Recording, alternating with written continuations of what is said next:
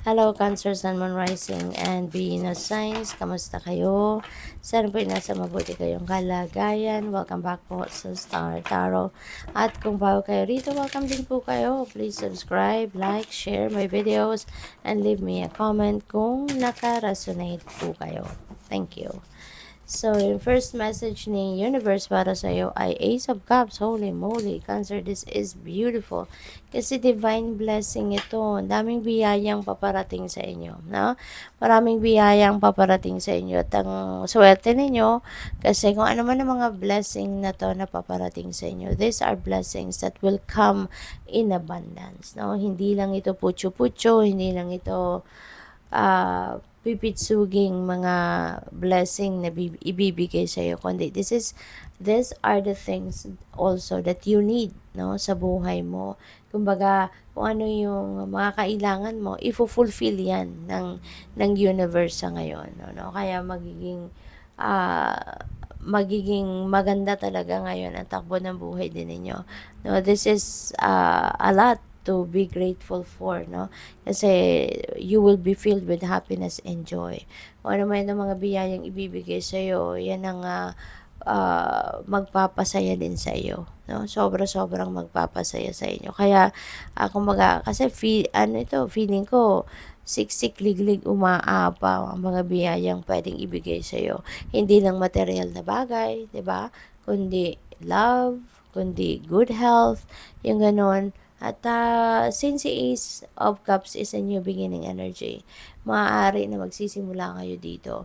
Kung ano man yung mga blessing na ibibigay sa iyo, maaaring ito na yung simula ng magandang buhay. Ito na yung pagmumula ninyo ng isang bagong yugto, no, sa buhay ninyo, kung ano man ang mga blessings na to. Kaya good luck sa iyo. Pwede na magsisimula dito kasi ng bagong pag-ibig, no? Ang iba sa inyo baka magkaka-love life na, 'di ba? Ang iba sa inyo baka magkakaroon na ng magandang trabaho sa ngayon. Maaari din na mas lalalim na ngayon ang inyong pag-iintindi about yourself, about your relationship with God, di ba, ganon. So, yun, iba't iba. Depende sa pangangailangan ninyo. Yun ang mga blessings na ibibigay sa inyo. We also have Hermit energy. This is time of healing. This is time of solitude as well, of inner work. Kaya maaari, no, na kailangang anuhin ninyo ito. Um, kailangang magnilay-nilay kayo. Ilagay muna ninyo yung sarili mo sa backseat, kumbaga, 'di ba? At mag-isip-isip muna kayo. This is the time that you need to go deep within you. No? Alamin mo muna ang mga nangyayari sa buhay mo. Parang this is a time of reassessment, of re-evaluation of what is happening in your life. Kasi para ma-renew ninyo yung inyong sarili. Kasi baka dati marami kayong ginagawa, marami kayong iniisip, 'di ba? Yung ganoon. Kaya kailangan ngayon parang magkaroon muna ng liwanag ulit, no? Yung buhay ninyo. So we have the star, which is really beautiful. Kasi this is a time of miracles. This is a time of new hope, of your faith, no? Ito yung time na kakapit talaga kayo or kailangan ninyong kumapit sa hope and faith, 'di ba? At time din ito to renew yourself, no? Kaya mahalaga, no, na kayo talaga ay mag-solitude. Mahalaga na kayo ay magbigay ng oras sa sarili ninyo na mapag-isa para makapag-isip ng mabuti, makapag-reflect. Kasi dito din ninyo yan sa pagiging tahimik, 'di ba? Pagpapahinga ninyo. Diyan ninyo maaaring ma-receive yung mga inspiration, yung guidance, no, ng Divine Universe sa inyo para matulungan kayo on how you're going to navigate your circumstances at this time. Kasi si Star, meron itong may liwanag ito na ibibigay doon sa lugar or sa path na dapat ninyong tahakin.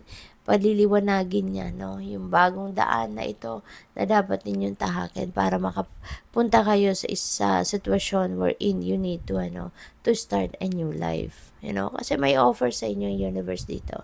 Bagong buhay, new beginning, no? Kasi siguro nanggaling kayo sa pwedeng nanggaling kayo dito sa isang masalimuot na sitwasyon.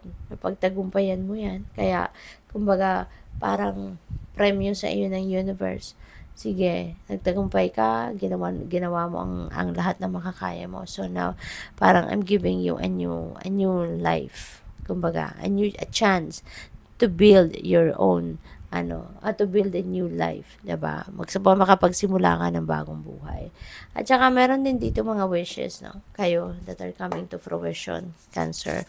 So maaring meron mga wants, no? May mga heart's desires kayo na maaring ibigay na din ng universe sa inyo. Kaya good luck sa iyo.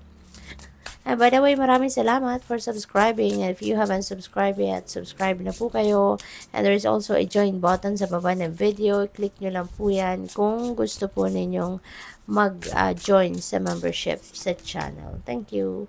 Creator Air, there's going to be a lot of thinking. No, maaaring merong mga diskarte na kailangan kayong gawin sa ngayon, no? You will be thinking a lot of things, baka plano, strategy, or baka there's going to be a lot of different ideas din siguro, no?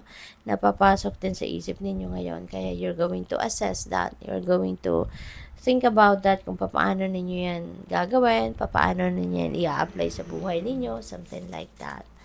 So, we also have rise. Ayan. So, aangat na kayo. This is the time that you are definitely going to, to rise above your situation, no? Parang panahon ito ng pag-solve ng inyong mga problema. Kung meron kayong mga problema, talagang ngayon, mahahanap mo na yung way out, kumbaga, no? Sa mga problematic situation na meron kayo. We also have Creator Earth. This is really beautiful kasi maaari na meron kayong opportunities dito, no? Na pagkakaperahan, baka there could be opportunity dito of a new job, of a new career, new business, yung ganon, no?